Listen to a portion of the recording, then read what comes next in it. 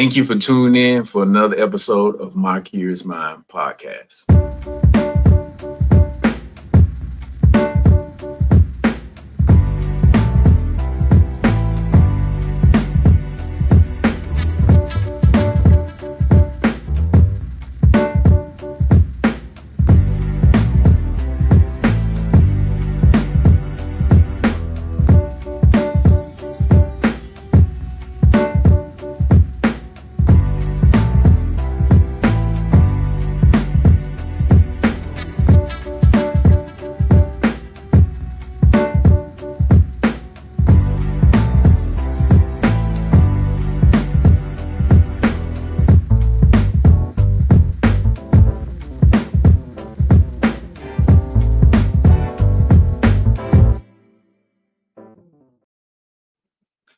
Welcome to another episode of My Curious Mind podcast. I'm your host, Mr. J.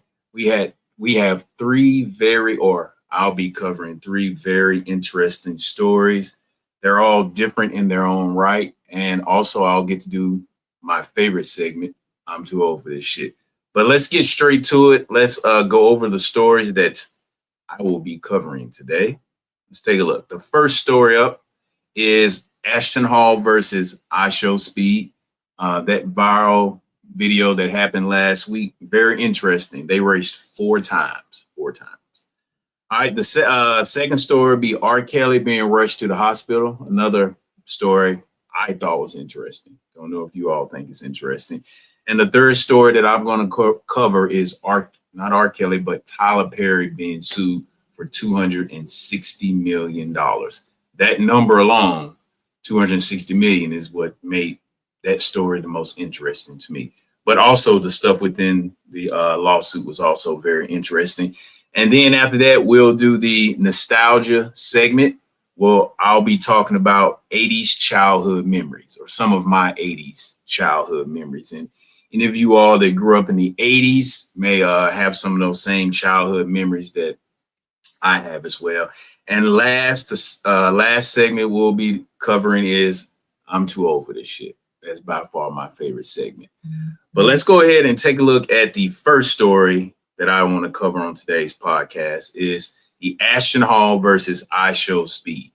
I'll have to admit, prior to their viral race that they had online last week, I believe it happened last week, I really did not know who IShowSpeed was.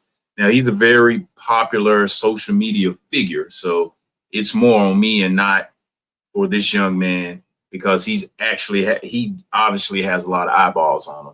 I, just being much older than him, did not follow anything that he had on social media. But now I am very intrigued, and I do follow and keep up with what's happening with him.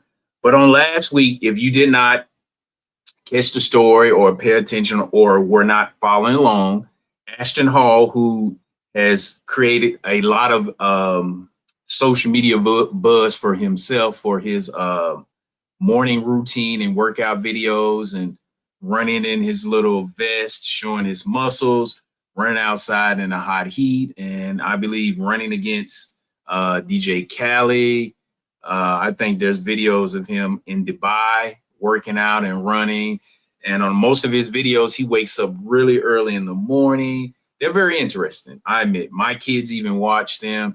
And I think he has this routine where he has this big, punch bowl where he puts ice and water in it, cuts a lemon open, squeezes a lemon in it, and puts his face in. I don't know the purpose of that, but the videos are very viral, and he has a big social media following. If I'm not mistaken, he has it could be his Facebook or maybe his Instagram or Twitter. One of those pages is well over 10 million followers. So he has a big social media footprint. But for whatever reason, these two gentlemen, I don't know who challenged who, they decide to get together and do a race. But let me go ahead and give some background on this particular story with them racing. Let me see if I can pull it up here in my notes.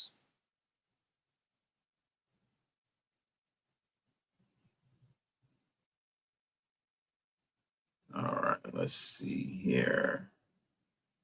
My notes disappeared. What happened to my notes? All right, here we go. So I show speed in a series of races with HBCU football player turned TikTok sensation Ashton Hall during Speed's live stream. A series of impromptu races took place. I believe there were 4 races in all. The duo raced 4 times, and Hall was beaten each time. The result wasn't surprising, as IShowSpeed has demonstrated incredible speed, even keeping pace with multi-time Olympic gold medalist Noah Lyles. Additionally, it seemed that racing might have not been the best showcase of Hall's key skills and strengths, and as seen throughout his creator journey. Now, I agree with that article, which that's a Yahoo Sports article, which I was reading from.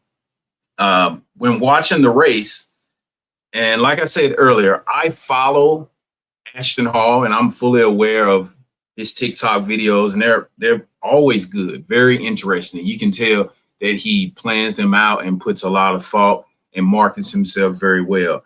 But looking at his body type and then seeing IShowSpeed's body type, it was kind of silly of him to race the young man, and it shouldn't have been shocking that he got beat. Now, this is what I'll also say. Ashton Hall is an excellent marketer, and I would say the same for IShowSpeed. But I'm going to right now, for the first part of what I'm going to say, I'm going to focus on Ashton Hall. I believe Ashton Hall did this on purpose, and hear me out.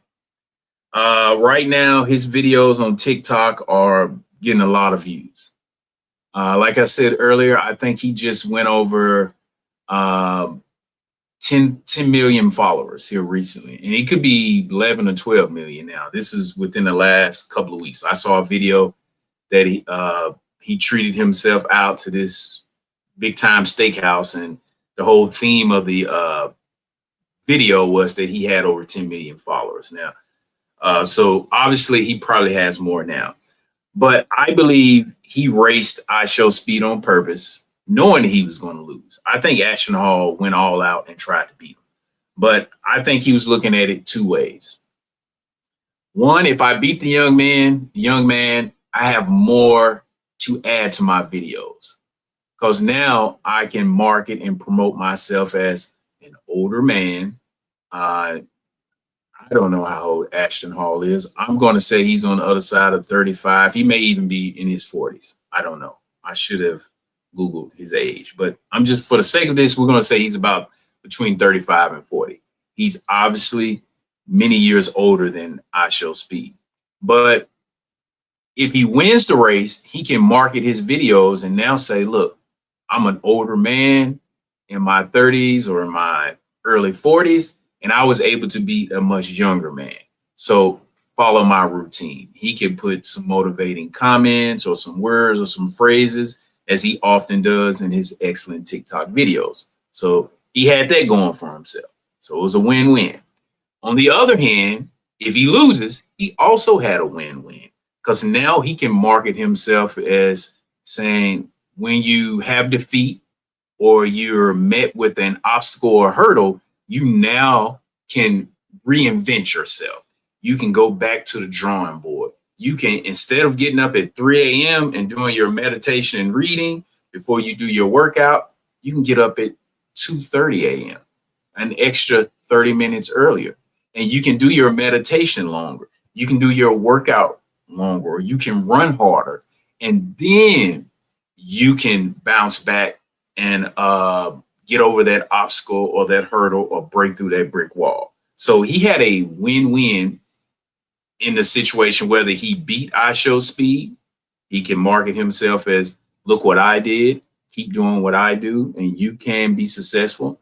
Or look what happened to me. I lost, and I was still able to go back to the drawing board and reinvent myself and work even harder and wake up earlier and do more things, and in the end be successful, because I learned a lot about myself. So I personally think he had a goal in mind from the outset, or from the beginning, by choosing to race IShowSpeed. So it'll be interesting to follow his videos. I think I came across a video or something on Facebook where it talked about Ashton Hall is already changing his morning workout routine on his TikTok videos. So maybe I'm right, but it'll be interesting to follow moving forward what happens with Ashton Hall. I think the brother will continue to be successful. I mean, like I said, it's a win-win situation for him. But make sure you put some comments in on the comment section of the podcast if you think something differently, or you like to add a different viewpoint or something you think I missed about this particular viral story between these two gentlemen. Let's move on to the next story I like to cover. Mr. R. Kelly himself has found himself back in the news once again.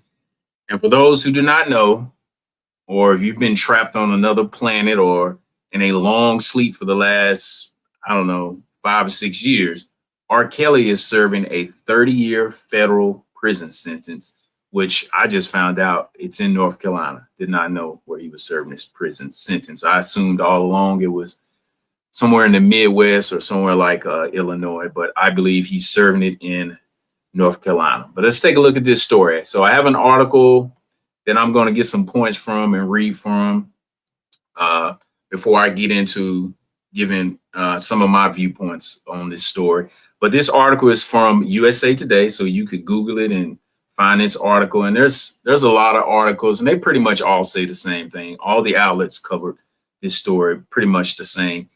But the lawyers for R. Kelly are alleging the singer overdosed last week on medication given to him by prison staff. The Ignition singer legal team, in a June 17th filing obtained by USA Today, claims that after being placed in solitary confinement in prison, staff provided him an overdose quantity of medication on June the 12th compared to his normal anxiety and sleep medication doses, leading to hospitalization Friday, June the 13th. According to the filing, R. Kelly was forcibly removed from Duke University Hospital in Durham, North Carolina, against medical advice. So I'm not going to bore you all with reading the entire story, but if you get a chance, go ahead and Google it and go to the story, because the story goes into more detail talking about how R. Kelly's legal team and his personal advisors were saying that he needed more medical care. He needed to stay in the hospital even longer. So they're filing some legal proceedings to try to protect R. Kelly.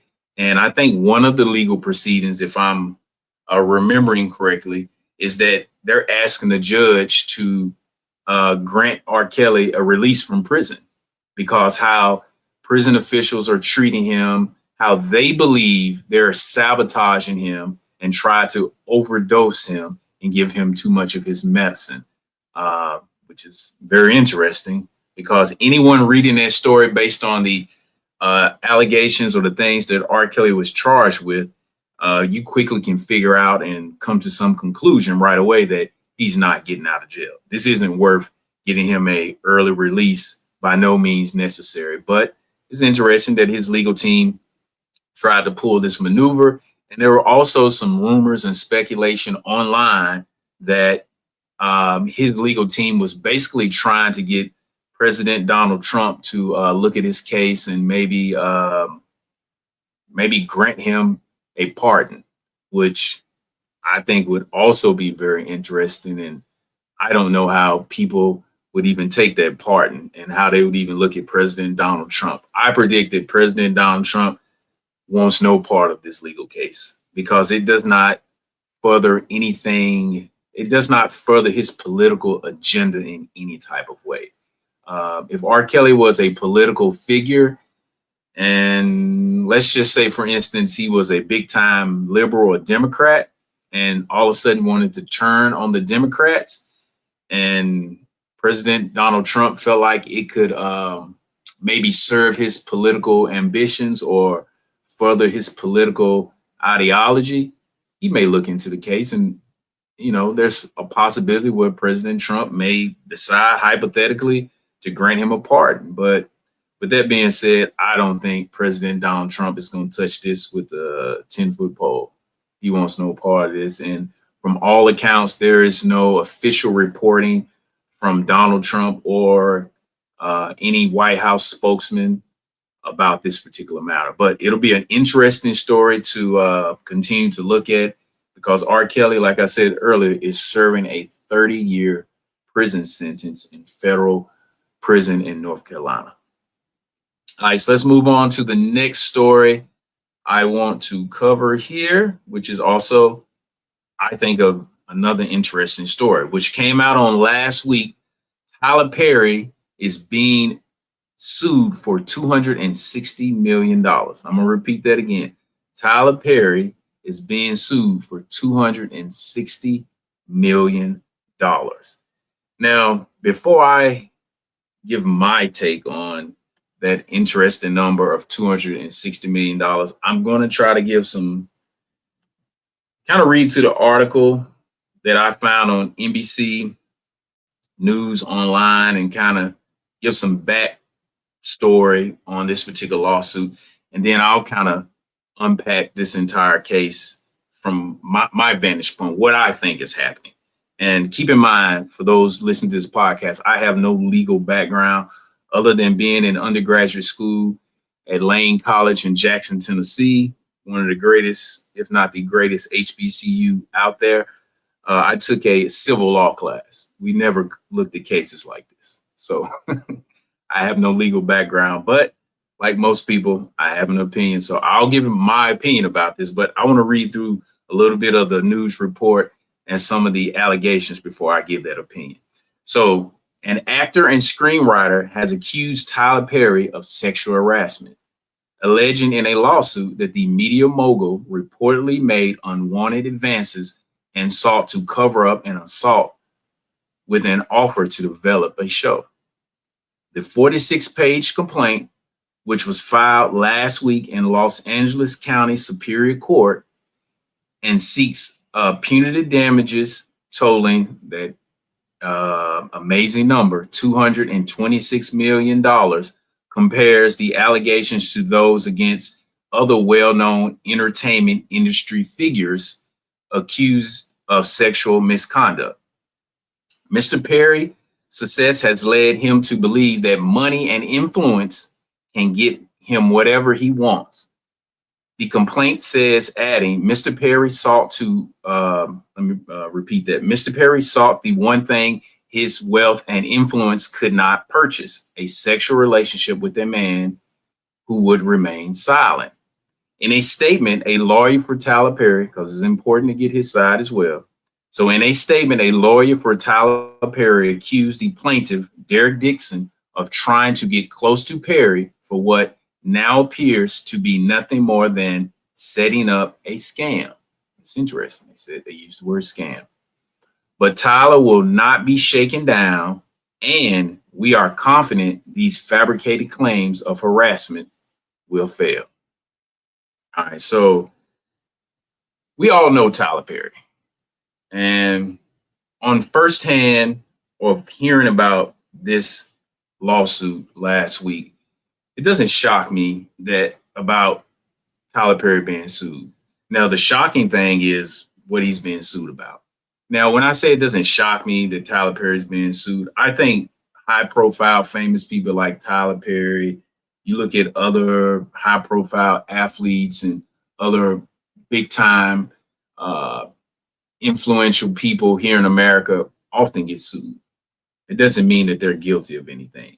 I think when you're very famous, you often at times have friends, close friends, and family members and business associates who may not like the fact that your profile is really high and you're famous and you're rich, and they feel like they helped you along the way. They did a favor for you. They looked out for you. They added something to your creative genius, and they feel like they're owed something. So I think it's probably common for people in this particular situation like Tyler Perry to be sued for something. Now he's being sued for something I didn't see coming. So that's very interesting what he's been accused of. But let me look at I want to first talk about the $260 million. Now, like any sexual harassment or kind of harassment claim or any type of a lawsuit, I'm often curious about how they arrived at the lawsuit amount. Now, like I stated earlier, my only experience or my only knowledge of law is in undergraduate school taking a civil law class.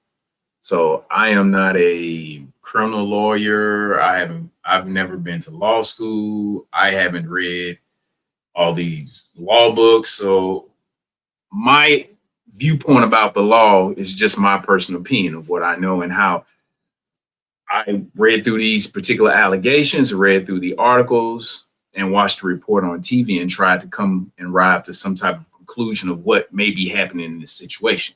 So $260 million to me is like a wow factor. To be honest, I asked myself, why not 500 million? Get more wow. I'm not saying the allegations are true, but you try to get wow factor, you went with 260 million. That definitely gets people's attention. If this case, let's say hypothetically, this case is settled, it more than likely, I'm more than sure, even though I don't have a law background, it's not getting settled for $260 million. I would also not be shocked if a lower amount was tried to the lawyer of the gentleman accusing Tyler Perry, if they didn't, him and his lawyer didn't present a lower amount behind closed doors. I do believe more than likely, now it hasn't come out, and I'm only speculating and guessing that more than likely before this lawsuit became public, that the counsel or lawyer representing Derek Dixon probably got in touch with Tyler Perry's legal team and behind closed doors, more than likely, and again, I'm only speculating, presented information saying, hey, my client, Derek Dixon, has these text messages, have these phone records, has this information that they had this back and forth conversation with your client, Tyler Perry.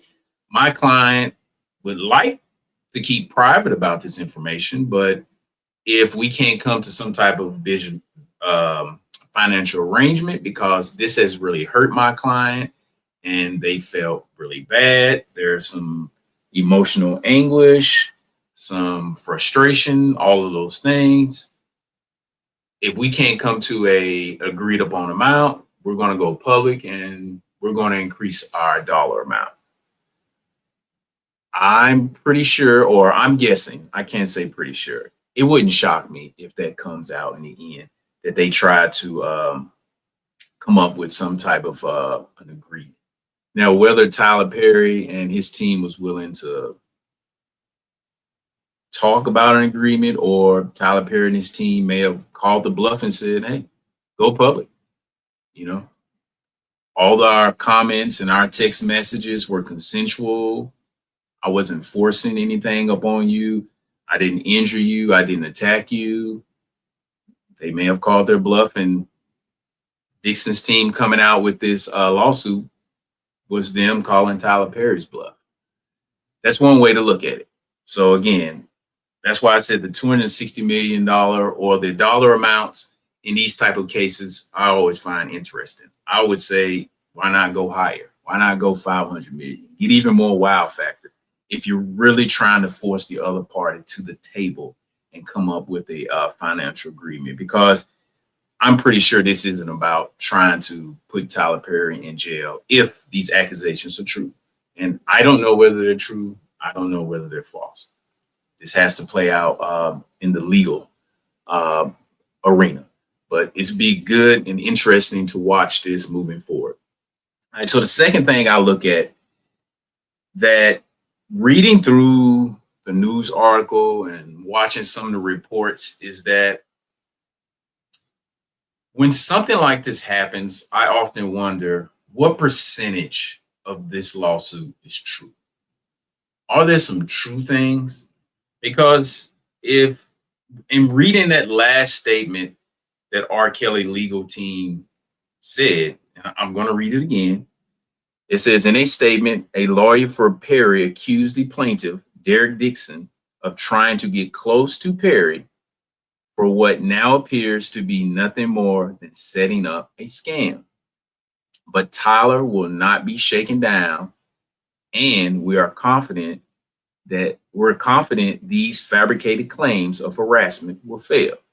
So it's clear based on Tyler Perry's lawyer or legal counsel that they were close. They did get close. Now, the nature of how close they were, I don't know. I don't know either of these gentlemen personally. So I, just like everyone else, could only speculate. Only Tyler Perry and Derek Dixon know what happened in this friendship, interaction, or lack of interaction, or lack of friendship, the text messaging exchanges, the phone calls, the in-person conversing. They're the only two that know what happened. So like I said earlier, I often wonder what percentage of something like this is true. Now, based on what the lawyer said, one thing that we can assume or make somewhat factual is that they have some type of close relationship. Now, you can be close friends. You have a close business relationship. You can have a close working relationship where you're real cool. So I can't make any allegations that anything improper went on from Tyler Perry's point of view. But what we can see that they were close. And what I'm guessing is that they were close for whatever reason. It could be a working relationship, a friendship. It could be for some other reason that Tyler Perry felt betrayed based on what he thought their relationship was, whether it was a working relationship, whether it was a friendship, whether it was some other type of relationship that Derek Dixon is claiming Tyler Perry was attempting to do. Because if you go on and read more within the articles and the 46-page complaint, Derek Dixon is alleging that Tyler Perry made improper passes at him or he sexually assaulted him. I think in one of the pages of the complaint, he's alleging that Tyler Perry groped him. If it's an unwanted touch, that is a sexual assault. Definitely a sexual assault. So again, we don't know. I don't know. But what I do know is that Derek Dixon did pick the number, or him and his legal team, of $260 million for a wow factor. Secondly, we do know that Tyler Perry's lawyer is saying that there was some type of a close friendship, relationship, partnership, working relationship, business relationship, some type of closeness that these two gentlemen had, Tyler Perry and Derek Dixon, but Tyler Perry feels betrayed. So those are two factual things. Now, what I'll say in ending this and moving on, I'll say this and I'll move on from this story, that there is some truth in something about this story.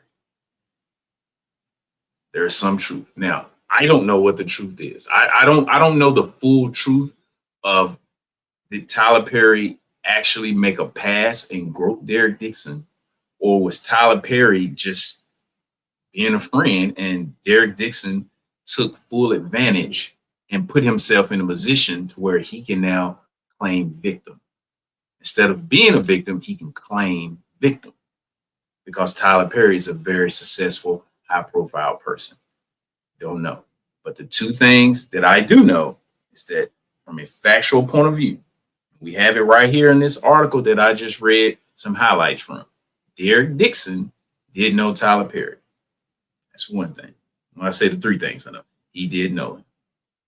Number two, they were close in some form of fashion or had some closeness. whether it was a working relationship, whether it was a friendship, whether it was some other understanding. They had some closeness. And thirdly, he chose to sue Tyler Perry for $260 million.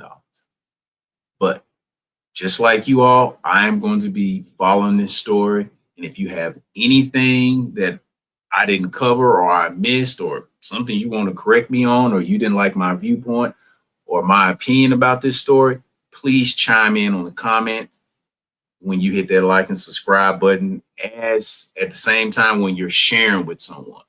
All right. So you can let me know. And if I'm wrong, call me out. I'll correct what I said in a follow-up podcast, but definitely call me out. So moving on to the next segment. What do we have next here? We have the nostalgia time. So 80s childhood memories.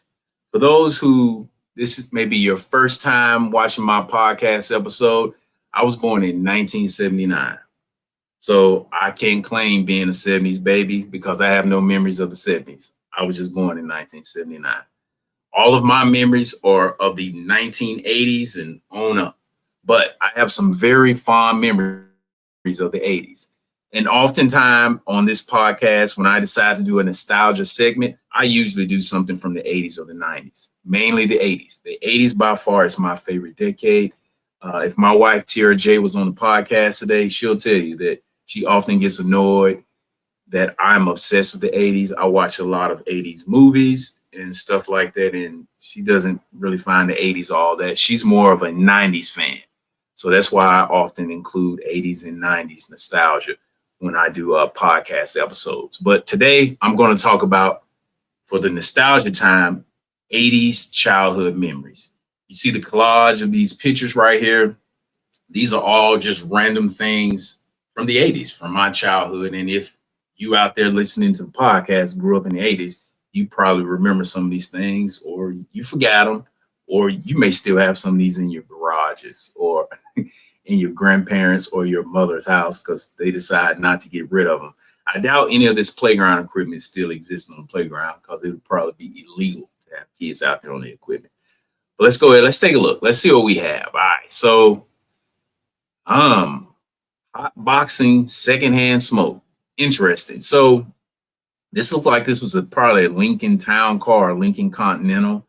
And I want to say this, of course, this is an ashtray, but this is probably a premium level Lincoln Town Car, because I believe right here towards the front of the ashtray, you had a cigarette lighter.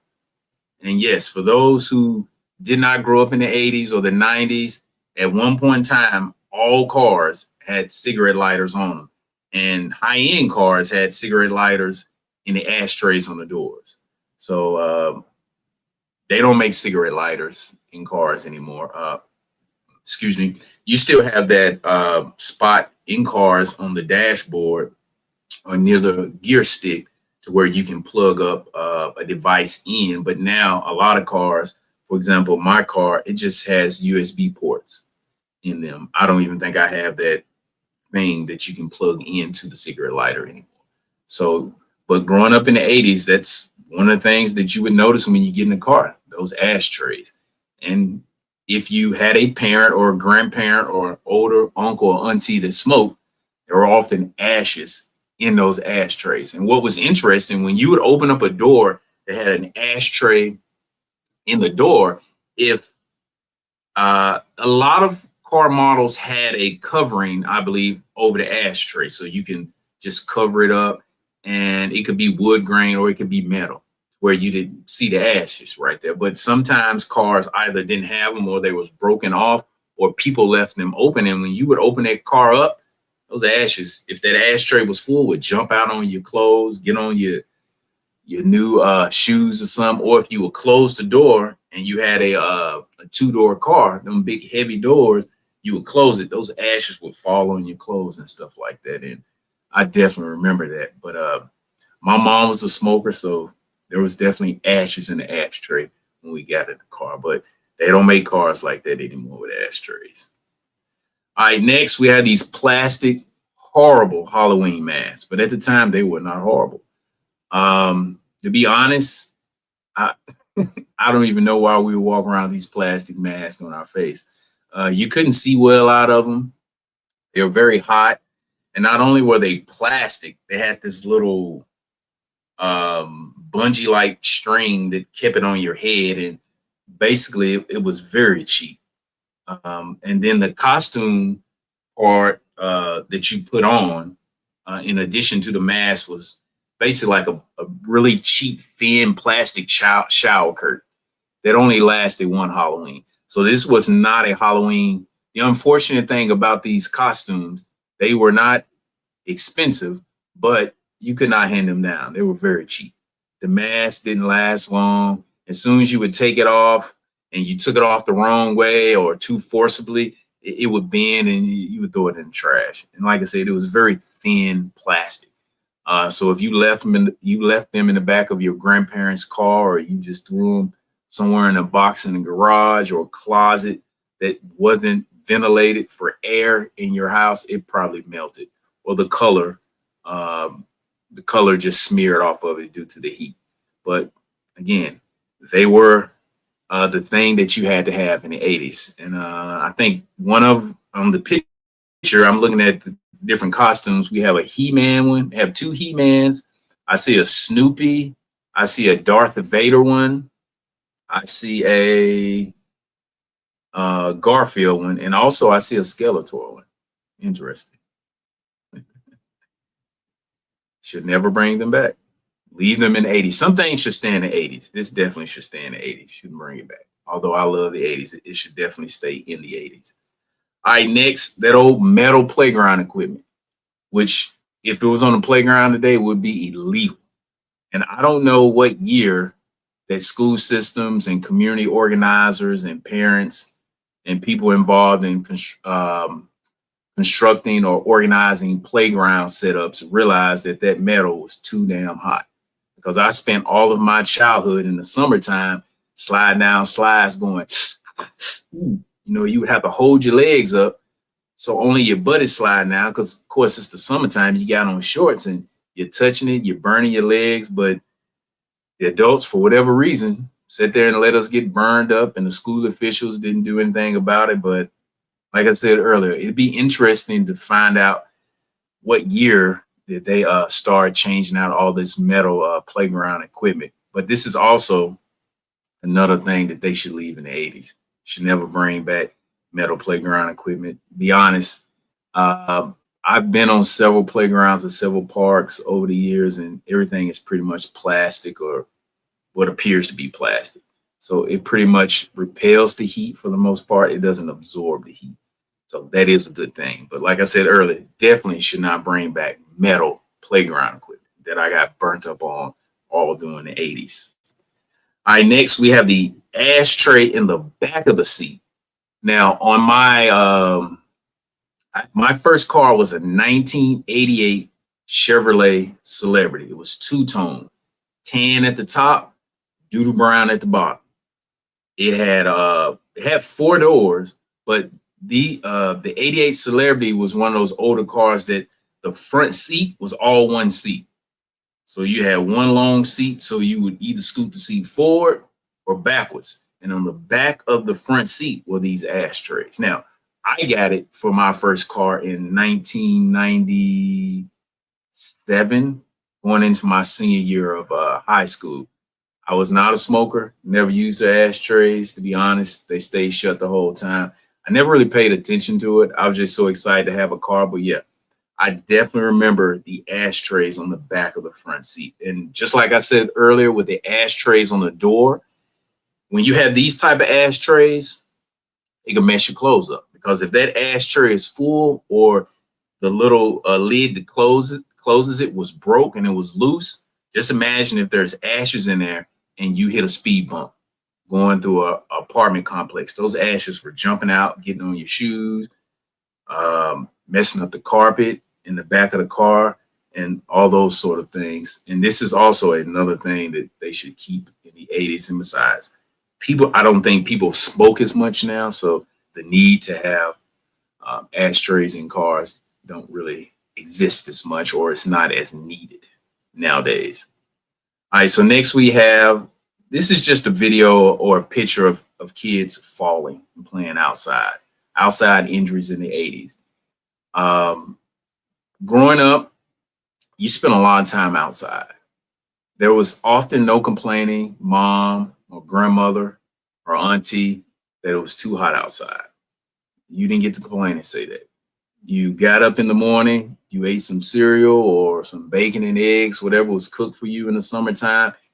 You got on your bike. If you had a bike, you started traveling, riding through the neighborhood, went to the court, played some basketball on the playground. Uh, you may have stopped at your friend's house, got something to drink, maybe play a couple of video games, but most parents put you outside. They kicked you outside. So you often were at risk for injuries. I never fell off my bike, but I did slip and fall on several blacktops. I can't show you now, but I got little keloid marks on both of my knees from just playing kickball or running on the blacktop, racing each other like a fool. We should have went to the grass and raced just in case we fall. But whatever reason in the 80s, we wanted to be tough. We wanted to race on hot blacktop so we can fall and scar up our knees. But yes, injuries in the 80s were different because now my kids, I have one that's 13 and one that's 8. They don't really play outside like that. We go outside, we do activities outside. They're both active in sports. And definitely my youngest, who is into basketball. So we're often outside on the basketball court at times. So she has fallen here recently and got an injury, I think, at a summer camp. So it still happens. But for the most part, kids spend less time outside now. They're probably doing more indoor activities and things like that. And just for a whole safety point of view, I think parents are more cautious now because in the 80s, you just let kids outside and you let them figure it out. And to be honest, I wouldn't just throw my kids outside like that. Not necessarily throw them out. I wouldn't allow my kids to go outside and be outside roaming the neighborhood for 5-6 hours at a time. So times are different, and I just decided to make a different parent decision with how often or how long my kids get to stay outside. All right, we have dodgeball. Played a lot of dodgeball. We definitely played this in PE in elementary school. Once I got to junior, I think we still played it in middle school. Definitely when I got to junior high school in the 7th, 8th grade, we didn't play dodgeball. But in elementary school, dodgeball was fun until someone, I don't know, somewhere in the mid 90s figured out that playing dodgeball wasn't fair for the kids who were not very athletic or slow or for whatever reason could not move. And they felt like it was picking on those particular kids. So they ended the dodgeball in schools. But they ended the dodgeball in a lot of schools, but some school systems probably still play dodgeball. I believe one time I was working in a particular school, they were playing dodgeball. They just picked a new name. They just call it a different name and stopped calling it dodgeball. And the school district allowed them to play it. But growing up in the 80s, we did play a lot of dodgeball. It was very interesting. It was fun. You tried to hurt someone with the ball. You didn't really want to hurt them, but when you were throwing the ball, the attempt was to try to make them feel some pain. But the balls really couldn't hurt you. The main injury that you would probably get if you got hit in the side of the face or front on in the face and the nose, you could. And we usually had rules: aim for the waist down. But outside of getting hit in the face with the ball, getting hit and jumping up and the ball hitting you and you falling down, that was probably the biggest injury outside of getting hit in the face. But growing up in the 80s, playing dodgeball was interesting. This is something I think they should bring back, by the way. Coming home, neighborhood streetlights at dark. Now, growing up in the 80s, one of the things that parents did do, and my mother was a big proponent of this, is we would go out, and in the summertime, we knew, or even in the fall when we're outside, that you should be home by the time those street lights come on. Now, in the summertime, it doesn't get dark to 8:30, 8:45 at times. So you were out pretty late, definitely out pretty late. Probably a bad parenting tactic, but a lot of parents did it back in the 80s and even in the early part of the 90s. This is one thing I think they should not bring back. Most kids have cell phones. I think kids are more aware of time. They wear smart watches, and like I said, they have cell phones, and there's clocks all over the place. Just giving the kid a time, say, hey, be back by 5:30 or 6 o'clock, or call me when you're on your way, and or call me at this particular time, and I'll tell you what time you have to be in the house. But again, they should not bring back this rule, or parents shouldn't use this tactic of saying be home by the time the street lights come on. All right, next we have cigarette machines. I haven't seen a cigarette machine in a long time. These were very interesting because you would put the coins in on the side, and basically you had these knobs, and each cigarette package had a knob assigned to it, and you would pull that particular knob, and the pack of cigarettes would fall out. But like I said, I haven't seen cigarette machines in years, and this is also something they definitely should not bring back. These were very common inside of a barbershop. I don't remember seeing cigarette machines at malls, barbershop, or beauty shop. I don't recall seeing cigarette machines at grocery stores. Be honest, outside of barbershop, I don't know where you could see a cigarette machine. Because my grandfather had one in his barbershop for years. I don't know. Chime in on the chat or put a comment on this podcast and let me know some other places if you grew up in the 80s where you saw cigarette machines. But this is also something they should not bring back, because we now know smoking is horrible. And if you're going to smoke, just go to the store and buy a pack of cigarettes. We don't need to see no cigarette machine. All right, those old metal seat belts. For whatever reason, I guess metal was cheaper in the 80s and early 90s because car makers, along with playground equipment makers, figured that making hot metal seatbelt buckles was good. And there were plenty of times when you would get in the car, I would get in the car as a kid, and you're basically taking the seatbelt buckle, not touching it, and rubbing it against the seat, trying to just cool it off some. Not rubbing it, but laying it against the seat, trying to cool it off, or fanning it back and forth with your hand, trying to cool off the buckle. Because if that hot buckle touched your skin, even though it was on the outside of your shirt, it could burn and could sting a lot. It was very uncomfortable. But this is also something that would be interesting to know. What year did car manufacturers start to phase out the metal seatbelt buckles? That would be interesting to know. But if you know, please comment in the comment section and definitely let me know. But this is also another thing that was cool in the 80s that they should not bring back. Should not bring back. Overhead projectors. Spent many of my childhood educational years learning from an overhead projector. In addition to chalkboards, this is one of those nostalgic, iconic things from my childhood. I believe probably around junior high school up until the end of high school, many of the teachers use overhead projectors. I actually will be in favor of something like this coming back, and they still have a version of this.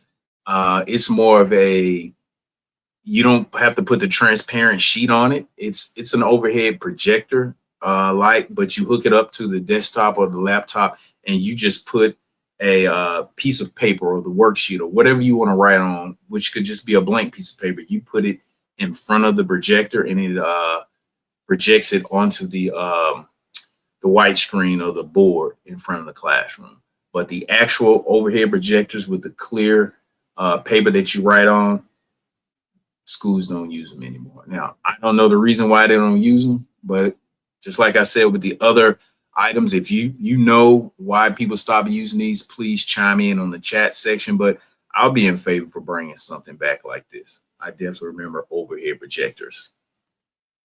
Drinking from the water hose. Many of those days in the 80s in the summertime, the adults pretty much told you, don't be running back and forth in the house.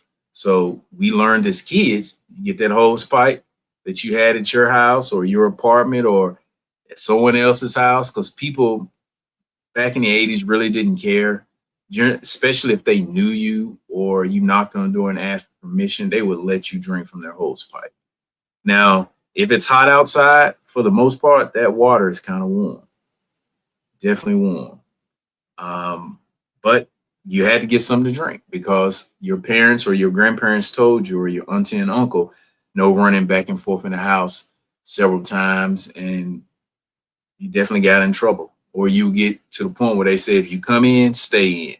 And as a kid growing up in the 80s, didn't want to stay in the house, did not want to stay. You wanted to be out, going through the neighborhood, trying to find something fun to do. But I guess people still drink from the water hose. I haven't drank anything from a water hose in probably 30 years, but it's probably nothing wrong with it. It's the same water that comes into the house. But so this would probably be a cool thing. Definitely comment in the comment section if you still drink from the water hose, if you're outside working in the yard and you don't feel like going in the house to get some water.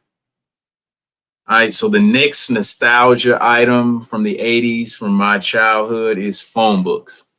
And I am always shocked to find that phone books are up until a handful of, I'd say within the last 10 years, I've come across phone books. They were very small. They were more like yellow pages. And if you remember phone books, you had the yellow pages and you had the white pages. The yellow pages were for businesses and the white pages were for personal numbers and addresses. Haven't seen a white page book in a long time due to technology. Excuse me. There's probably no need for it. But yellow pages, in the last 10 to 12 years, I've come across a yellow page phone book.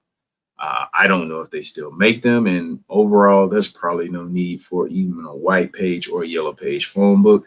So I wouldn't be in favor of bringing something back like this. It's a waste of paper, but it was a multi-purposeful useful item, because when phone books went out of date or they were old or they were worn out, you could use that phone book to lift up a table. You can use the phone book to write on. You can even use the phone book if you had a smaller, younger niece or nephew or sibling. If they were not tall enough to sit up at the table, but too big to sit in the high chair, you can sit their phone book down to give them some lift up so they can sit up at the table and they can eat their food. So they had a lot of purpose, phone books, but I would not be in favor of bringing them back. They're just a waste of paper and numbers. People have them stored in their phone books, and you can get business numbers by Googling online and stuff like that. All right, that was a long nostalgia segment. I didn't realize how many slides I had. So let's move into our last segment, which is my favorite segment. I'm too old for this shit.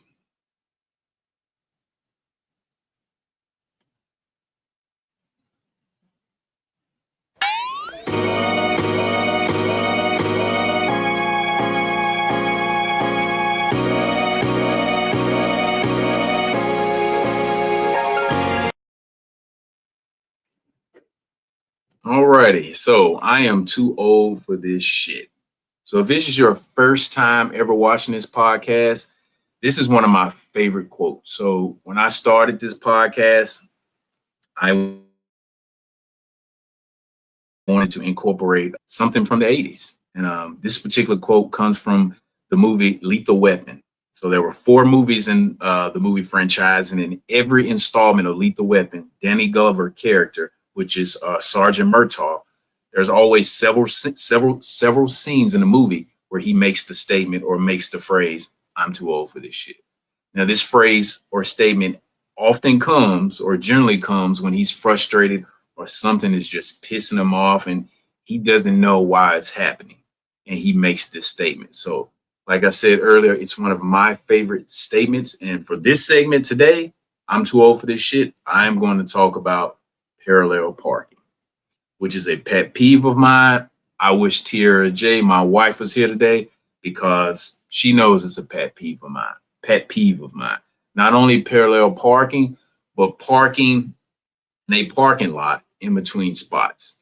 Like, I am very meticulous If I'm parking in between two cars in a parking spot, I make sure I park in the middle, because if one car within a series of, let's say, 20 parking spots parks too far to the right or too far to the left, you throw off the alignment in all the other parking spots, because the car next to you has to account for you parking too far to the left or too far to the right so they can open their door. So that means the next car beside the car that parked wrong has to also account for that. And it sets off a chain reaction and it messes up all the parking spots. That often pisses me off. And especially upsets me and makes me say, I'm too old for this shit. It's because most cars now have really good backup cameras. And a lot of car manufacturers put the 360 camera in. So you can see the overhead view either when you're pulling in straight to a parking spot or if you're backing into it. You can see it. So there's no excuse. But it often makes me say, I am too old for this shit when I go out in public, because I don't understand why people struggle. But with that being said, I do understand that older people drive. So I definitely give them a pass. And sometimes people may have visual issues, so they struggle. But if you have a visual issue, you probably shouldn't be driving. But I'll definitely give you a pass. I'm very understandable. But for everyone else, it just makes me say I'm too old for this shit. Why are you driving if you cannot park?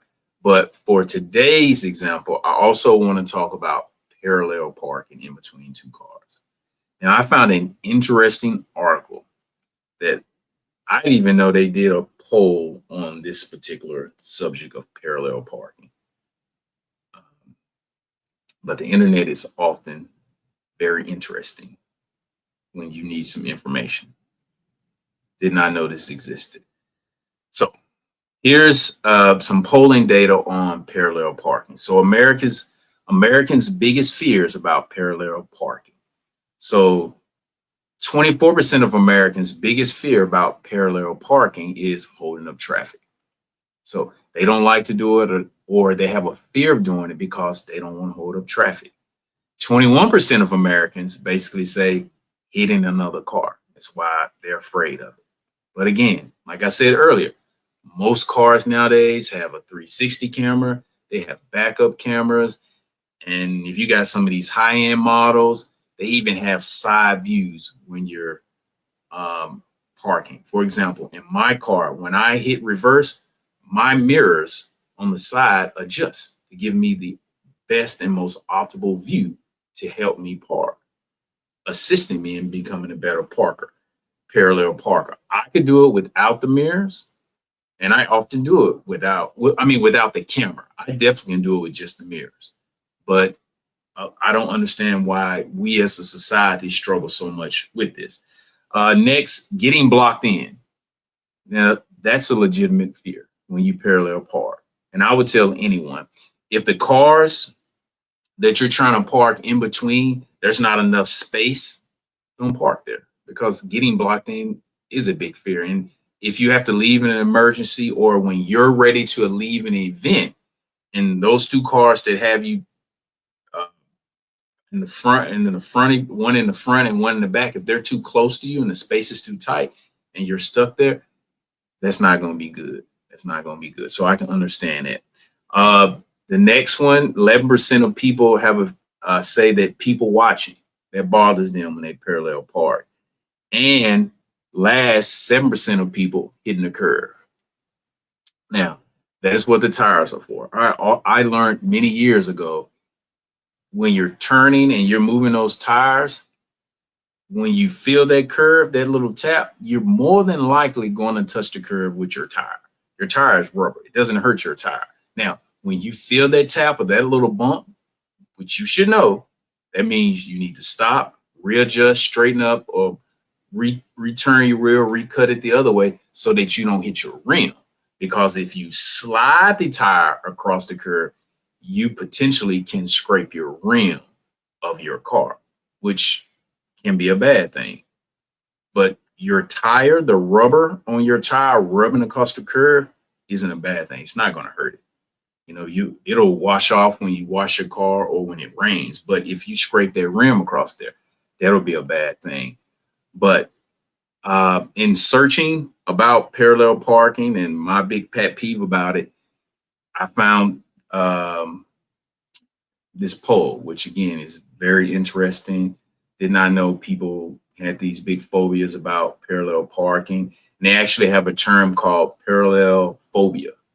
It's the fear of parallel parking, which the article stated, which it's more common than people think. Did not realize that it was common. But in the podcast, I will share the link to this article and all of the articles that I talked about today.